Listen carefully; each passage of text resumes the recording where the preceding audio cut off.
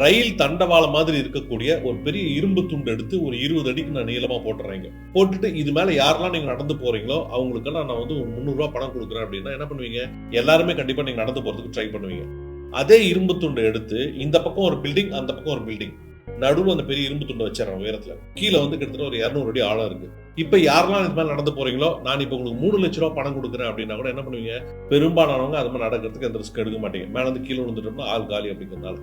இப்ப நான் என்ன பண்றேன், அந்த பக்கம் பில்டிங்ல உங்களுடைய குழந்தை வந்து ஒரு ஃபயர் ஆயிடுச்சு. அந்த ஃபயர் ஆக்சிடென்ட்ல உங்க குழந்தை மாட்டிக்கிட்டு இருக்குது. இப்ப எத்தனை பேர் போய் அந்த இரும்பு துண்டு வழியா உங்க குழந்தையை காப்பாற்ற ட்ரை பண்ணுவீங்க அப்படின்னு என்ன சொல்லுவீங்க?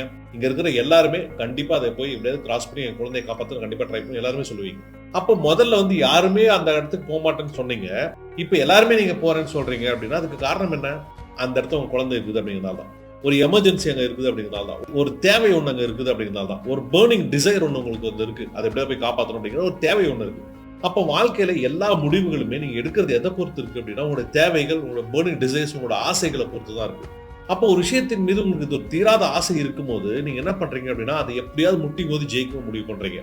அப்ப எல்லா முயற்சிகளுமே அந்த பர்னிங் டிசைர் உங்களுக்குள்ள இருந்தனா தான் கண்டிப்பா உங்களால ஜெயிக்க முடியும் அப்படிங்கிறத மறந்துடாதீங்க. அப்படி இல்லைன்னா கண்டிப்பா நீங்க தோல்வியை தான் தருவீங்க. வாழ்த்துக்கள் உங்களுக்கு.